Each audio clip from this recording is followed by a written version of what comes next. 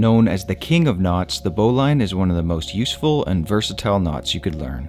Along with being extremely easy to undo, even after tension has been put on it, I find it to be one of the most practical knots out there. Some common uses for this knot include creating a secure loop at the end of your line. It's often used to string up a tarp, secure your tent's rain flies, go around a tree, or even around the handle of a bag or a carabiner. And getting more creative, you could actually turn it into a handle itself, or even a carabiner itself. Or you could even wrap the whole thing around your object, slip the free end through, and now it becomes a sort of cinching knot. So this knot is really versatile, and I'll share with you all my favorite ways to use it, but first, here's how to tie it.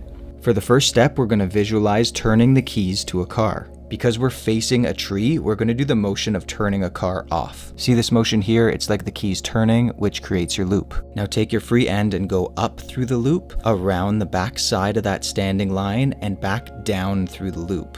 And to tighten, you just pull all the ends and you have your bowline. The knot should look like this with that definitive U-shaped wrap there. That tag end will be inside the loop, and some people will tie a safety knot with it for added security.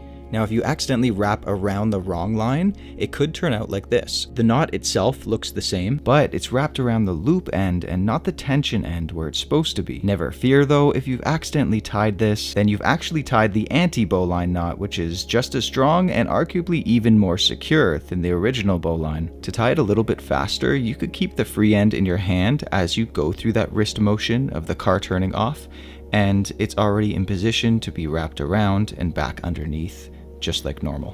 While it's great to learn a knot in a single direction, it's important to remember that when that knot flips, or you're tying it away from you versus towards you, that technique is going to change a little bit. And that's one thing I personally struggled with, tying a knot facing myself or facing the other way. How exactly do you remember how to do each knot?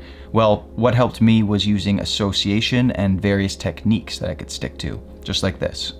For instance, tying around a backpack or a tent peg where the object's closer to us and then that tension line is farther away from us. And so depending on where the object is, that knot itself is going to be turned around and facing the opposite way. So initially there was that tree in front of us, so we had to turn the car keys off.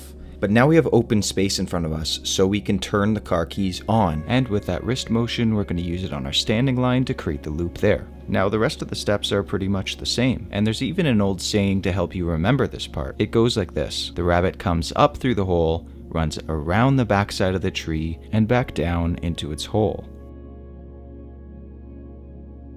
Now, as I mentioned earlier, here are a few more practical ways in which to use the bowline. One of them is simply to connect two lengths of rope together, and you could do this in a number of different ways, one of them actually being tying a whole bowline attached to the other bowline, connecting both ropes, or tying a simple sheet bend or square knot with a safety, which are really easy and quick to tie. Now, if you don't know how to do any of these, I have dedicated videos and I'll just put those in the description box below. And now for one of my favorite ways to use this knot is when you need to have adjustable tension on your rope. You could combine this with a knot called the marlin spike.